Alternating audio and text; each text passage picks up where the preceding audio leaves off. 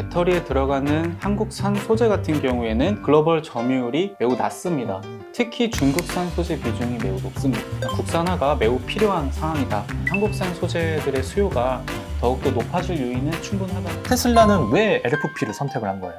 배터리 가격은 계속 낮추는 방식으로 채택을 하려다 보니 실적이라든지 펀더멘탈적인 부분은 전혀 변한 게 없습니다. 이 업체들은 조금 주목할 만하다. 양극재 회사인 아니면 전해질 회사인 주로 말씀. 네, 안녕하세요. 부자를 꿈꾸는 개미 여러분, 북꿈입니다. 이번 시간에는 2차 전지에 관한 이야기를 좀 해보려고 하는데요. 최근에 2차 전지와 관련해서 국산화에 주목해야 한다는 새로운 관점을 제시하신 분이 있어서 한번 모시고 이야기를 나눠보려고 합니다. 네, IBK 투자증권의 전창현 연구원님 모셨습니다. 네, 안녕하세요. 네, 안녕하세요. 네.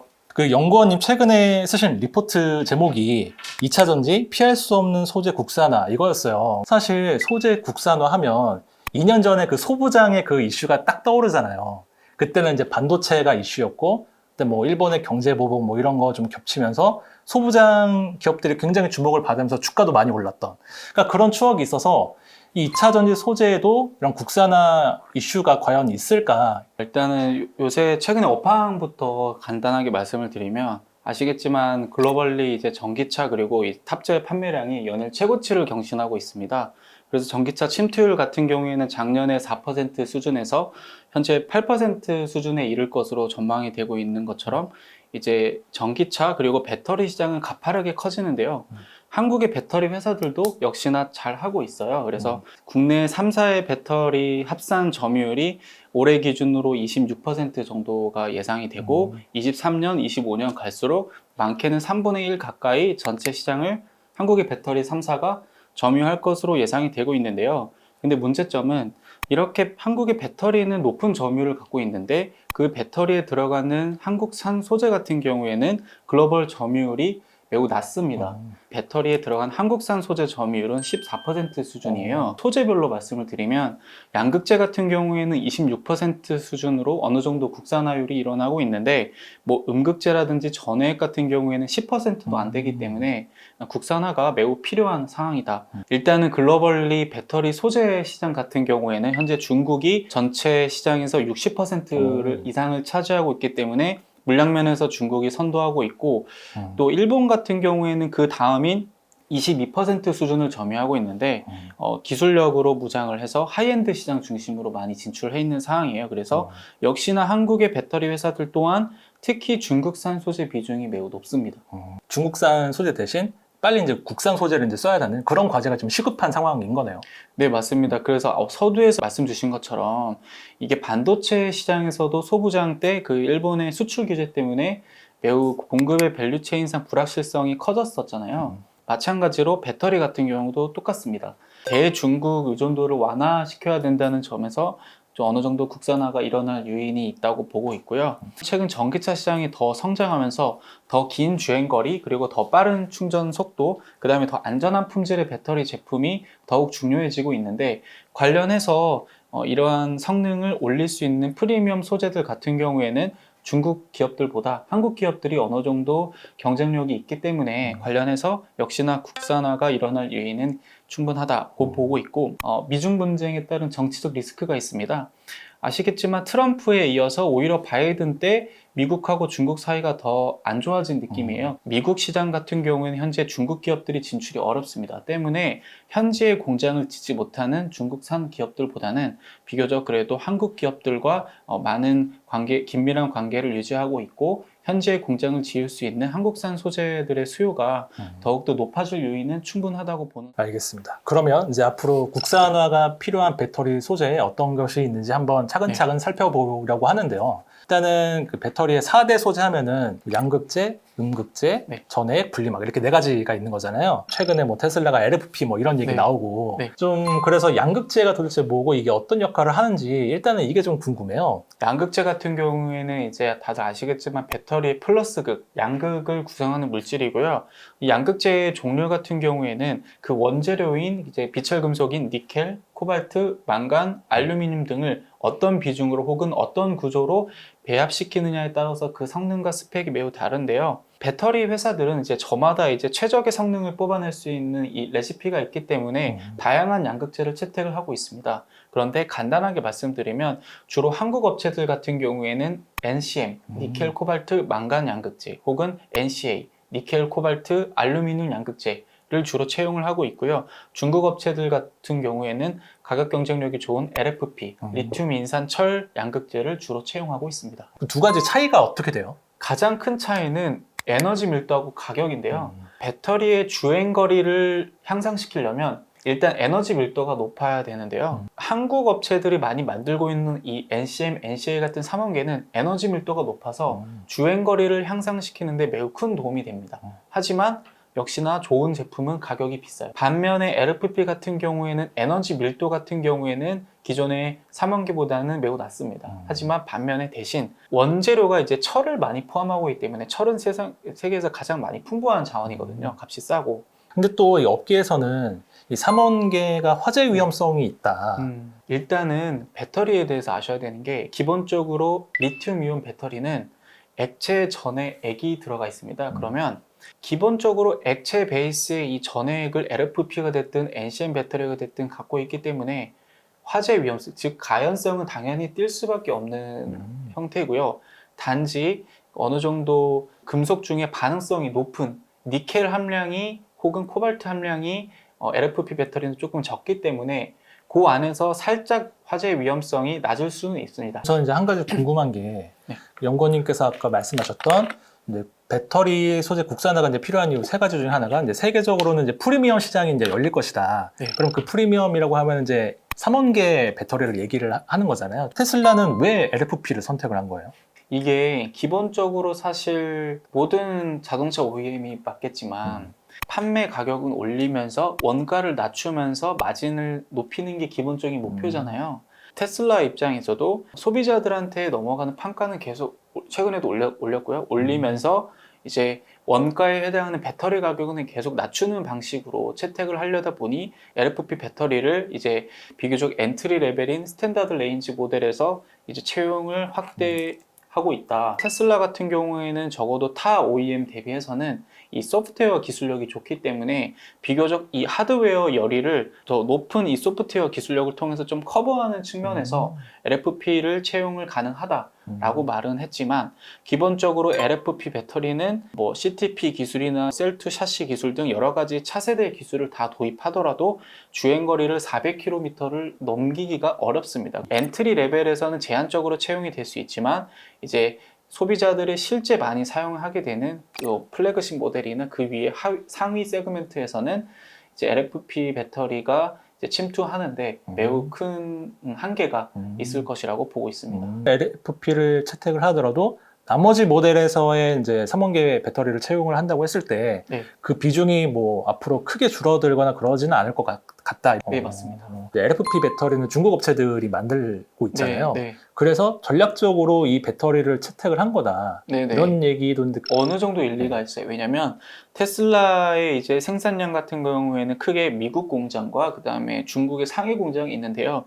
이 상해 공장에서 나오는 이 모델 3의 스탠다드 레인지 모델 혹은 모델 Y의 스탠다드 레인지 모델이 말씀하신 LFP 배터리를 채용하겠다고 하는 대상 모델입니다. 어차피 LFP 배터리는 95% 이상 중국 배터리 회사들이 만들고 있거든요. 다만 저희가 주목할 점은 중국 외의 시장인 유럽과 미국에서는 아직까지 LFP 배터리를 채용한 자동차의 생산 계획이 없다는 점을 크게 주목을 하셔야 될 것 같아요. 사실 테슬라 이제 그런 보도가 나온 이후에 우리나라 이제 특히 이제 최근에 잘 나가던 양극재 업체들이 주가가 좀 많이 흔들렸잖아요. 네네. 일단 결론부터 말씀드리면 뭐 실적이라든지 아니면 양극재 업체들을 둘러싼 현재 2차전지 좋은 업황이라든지라는 펀더멘탈적인 부분은 전혀 변한 게 없습니다. 어느 정도 차액 실현에 대한 그 어떤 욕구가 많이 차오른 상황에서 말 그대로 좀 안 좋은 조금 센티먼트를 조금 악화시킬 수 있는 뉴스가 나오다 보니 줄지어서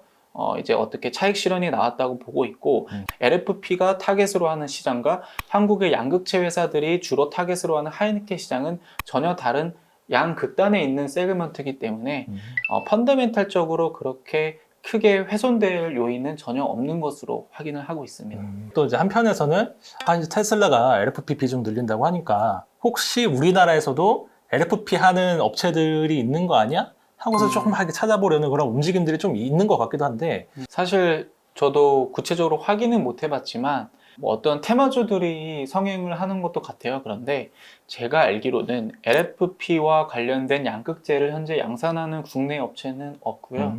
기본적으로 모두 NCM이나 NCA 같은 삼원계 양극재를 다 주로 만들고 있습니다. 나머지 이제 세 개 소재가 음극재, 전액, 분리막 이게 네네. 세 가지인 거잖아요. 세 가지 소재 중에서 이 국산화가 앞으로 더 진행이 된다고 하면 가장 좀 주목을 받을 만한 혹은 좀 수혜를 입을 만한 그런 업종은 좀 어디라고 보세요? 현재 각 소재별로 국산화율을 먼저 찝어드려야 될 것 같아요. 그래서 제가 준비된 자료에서 말씀을 드리면 현재 소재 같은 경우에는 먼저 양극재 같은 경우에는 글로벌 점유율이 26%, 음극재는 8%, 분리막은 12%, 전액은 9% 수준입니다. 그래서 현재 숫자만 보면 이 음극재하고 전액이 가장 국산화가 시급해 보일 수 있어요. 현재 음극재 그리고 전액 시장 같은 경우에는 이 가격과 물량 공세로 무장한 중국 기업들과 경쟁해서 이기기가 쉽지 않습니다. 그래서 사실 오히려 이것보다 더 중요한 것은 제가 계속 양극재를 강조드리기도 하지만 양극재입니다. 왜냐하면 배터리 핵심은 양극재라는 게 이 원가 구조에서도 나올 수 있어요. 왜냐하면 보통 전기차 배터리를 하나 만든다고 하면 전체 원가의 63% 수준이 현재 재료비 비중이고요. 이 재료비 비중에서 52%가 양극재가 차지하고 있습니다. LG화학도 그렇고 삼성 SDI도 그렇고 그리고 후발주자지만 SK이노베이션도 이제 추진하려고 있고 이 세 업체들이 공통적으로 가장 먼저 가장 많은 양으로 내재화하려고 하는 것이 바로 양극재입니다.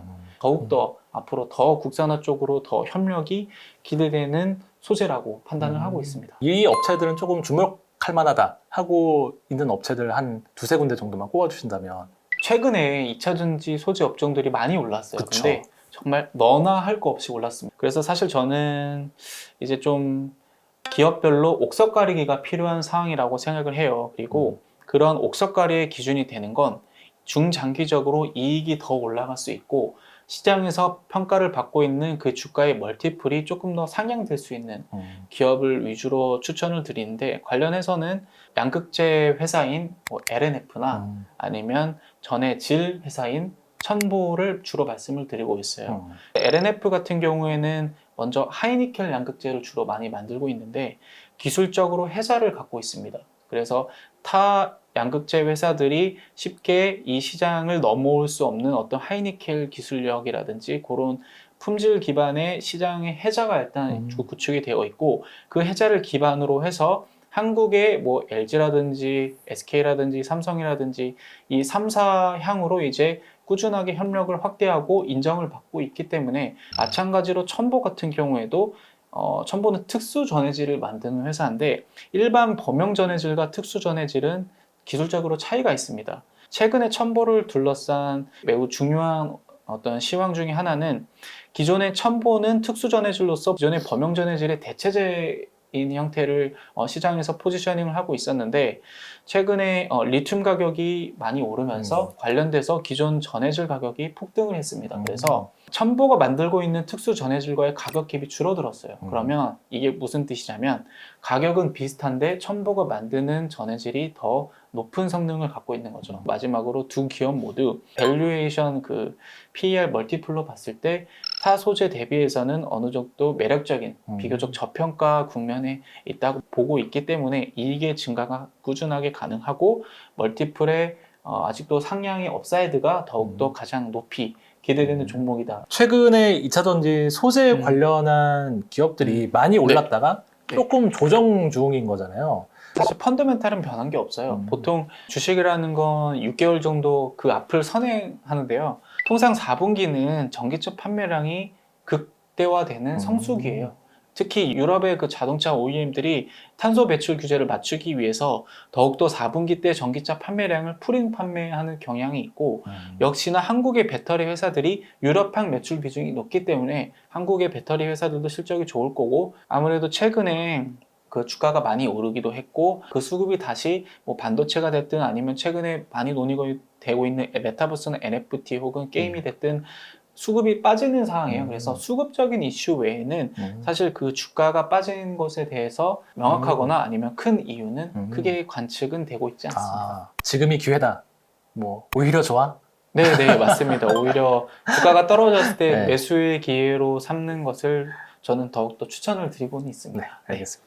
현재는 셀보다 소재 쪽을 더 선호를 하는데 두 가지 이유가 있어요. 내년 초 혹은 올 연말 턴어라운드 시점이라고 보고 있고, 사실 수급상으로 편한 거는 삼성 SDI라고 말씀드릴 수 있어요. 뭐 일각에서는 LG 에너지 솔루션만 뭐 한 50조에서 100조 될 거다. 현재 LG 에너지 솔루션 같은 경우에는 100조 원 수준으로 추정을 하고 있고요.